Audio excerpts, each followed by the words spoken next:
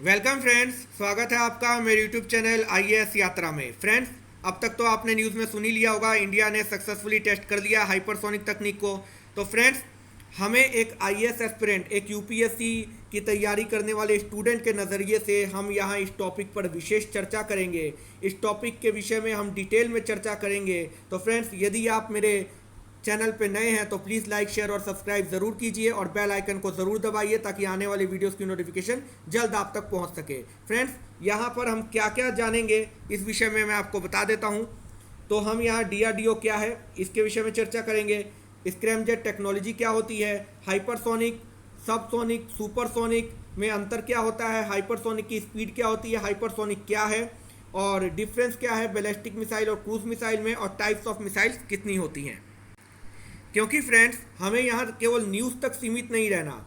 यदि हम किसी एग्ज़ाम की तैयारी कर रहे हों तो न्यूज़ से जुड़ा हुआ जो जितना भी मटेरियल है, जितना भी टॉपिक का हम डिटेल में चर्चा कर सकते हैं, उसके विषय में हमको पढ़ना चाहिए, डिटेल में चर्चा करनी चाहिए, डिटेल में हमको उस टॉपिक के विषय में जानना चाहिए। क्योंकि न्यूज़ जो है वो केवल करंट को दिखाती है, जो करंट अफेयर्स है उसको दिखाती है, लेकिन हमें डिटेल में चर्चा करना आवश्यक है यदि हम एक एग्ज़ाम की तैयारी कर रहे हैं, हम किसी भी एग्ज़ाम की तैयारी कर रहे हैं। तो भारत ने हाइपरसोनिक टेक्नोलॉजी डेमोन्स्ट्रेटर व्हीकल का सफल परीक्षण कर लिया है। मिसाइल तकनीक के क्षेत्र में लंबी छलांग लगाई है। HSTDV क्या होता है हम अभी आगे जानेंगे फ्रेंड्स।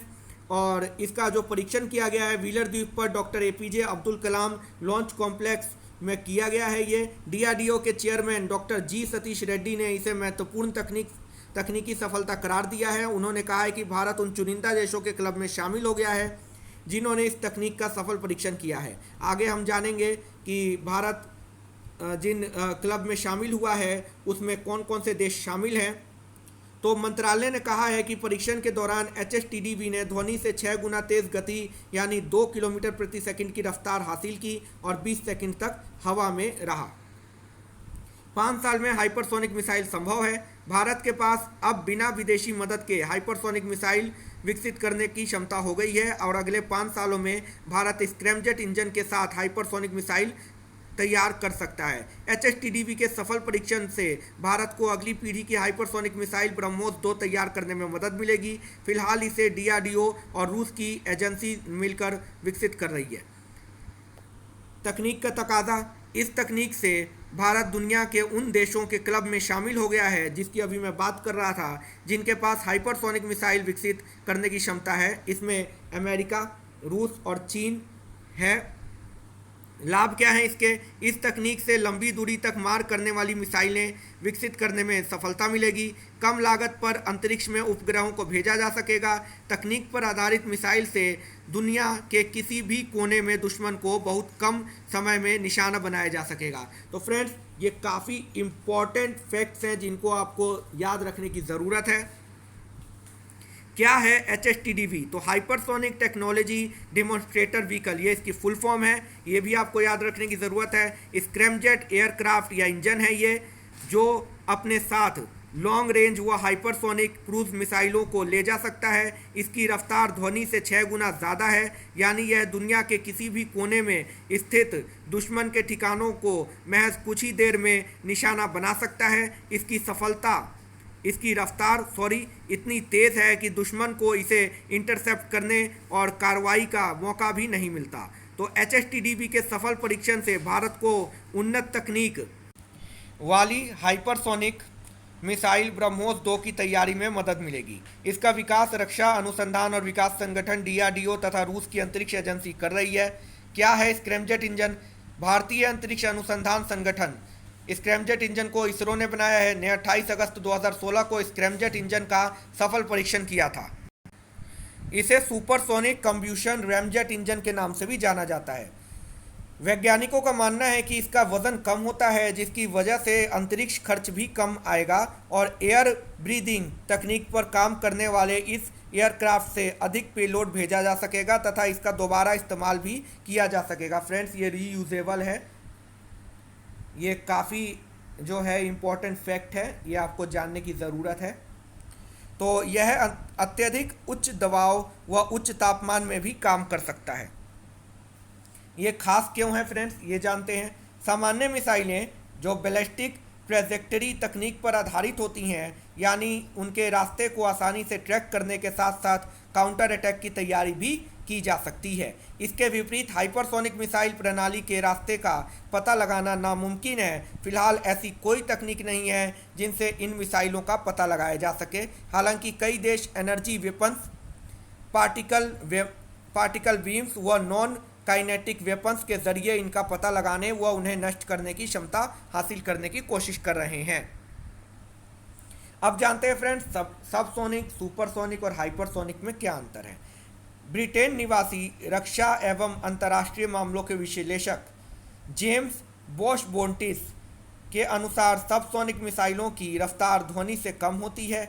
इसकी गति 705 मील 1134 किलोमीटर प्रति घंटे तक होती है। इस श्रेणी में अमेरिका की टॉमहॉक, जिसकी तस्वीर मैं आपको आगे दिखाने वाला हूं, फ्रांस की एक्सोसेट व भारत की निर्भय मिसाइल आती है। ये मिसाइलें सस्ती होने के साथ साथ आकार में छोटी और रणनीतिक रूप से महत्वपूर्ण होती हैं।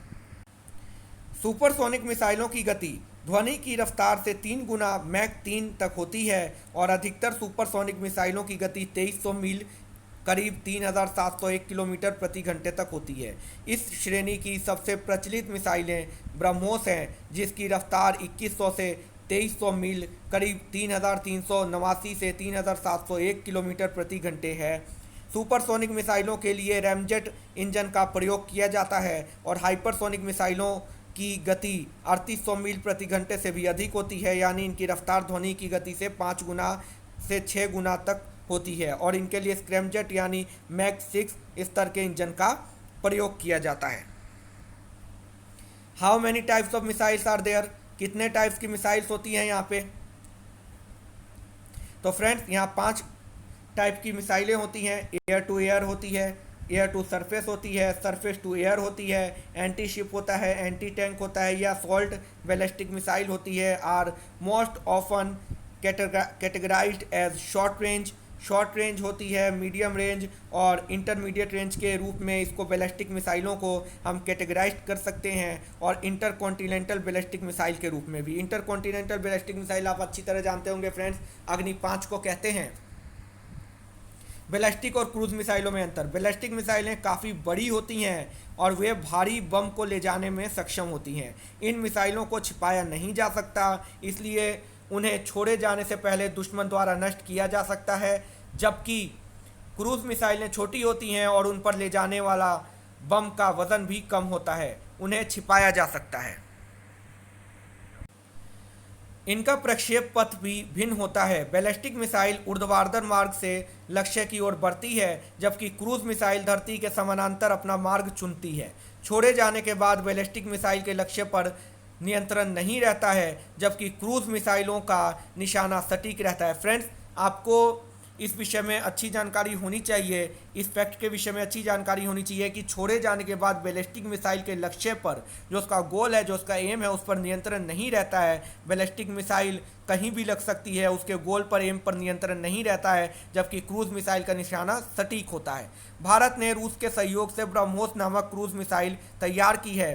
पाकिस्तान स्वदेशी तकनीक से बाबर नामक मिसाइलें बनाने का दावा करता है, लेकिन रक्षा विशेषज्ञों का मानना है कि वह चीनी क्रूज मिसाइल पर आधारित है। फ्रेंड्स, पाकिस्तान में विज्ञान नाम की कोई चीज़ है, शायद, मुझे तो मालूम नहीं, लेकिन पता नहीं क्या बात है वहाँ। मैंने तो विज्ञान नाम की कोई चीज़ होगी इस विषय में इमेजिन भी नहीं कर सकता मैं। तो पाकिस्तान की बात अभी छोड़ते हैं, अभी हम इंडिया पे फोकस करते हैं, अपने देश पे, अपने प्यारे भारत पे। इंडिया बैलिस्टिक मिसाइल्स कौन कौन सी हैं फ्रेंड्स? प्रहार, ब्रह्मोस, पृथ्वी, अग्नि 1, अग्नि 2, अग्नि 3, अग्नि 4, अग्नि 5। इसके विषय में कौन नहीं जानता? तो फ्रेंड्स, ये है Tomahawk cruise missile. Cruise missile friends सीधी चलती है, जैसे आपने लड़ाकू विमानों को जेट इंजन्स का प्रयोग किया जाता है उनमें, और जो जेट विमान, जो लड़ाकू विमान चलते हैं वो सीधी स्पीड, वो सीधी रेखा में चलते हैं, ठीक है, वैसे ही क्रूज मिसाइलें चलती हैं।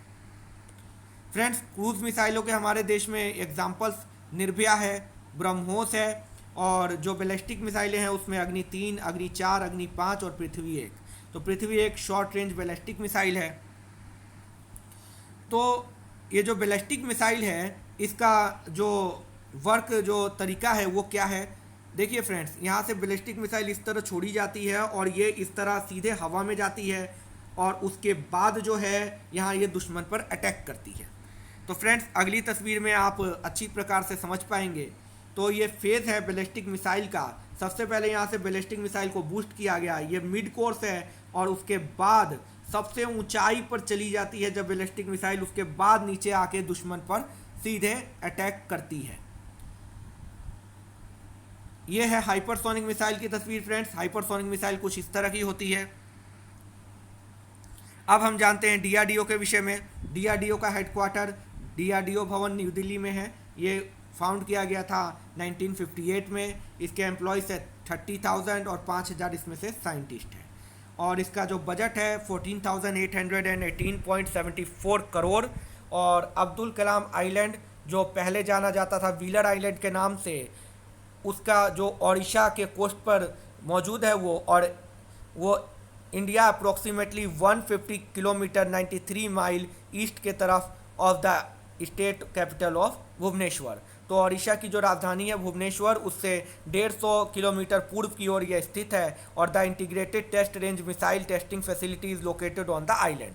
यहाँ पे टेस्टिंग फैसिलिटी लोकेटेड है इस आइलैंड पे। तो फ्रेंड्स ये उड़ीसा का मैप है। यहाँ पे ये डॉक्टर अब्दुल कलाम आइलैंड है और इसी को व्हीलर द्वीप भी कहते हैं। इसको आप गूगल मैप में सर्च करके पढ़ सकते हैं फ्रेंड्स, देख सकते हैं।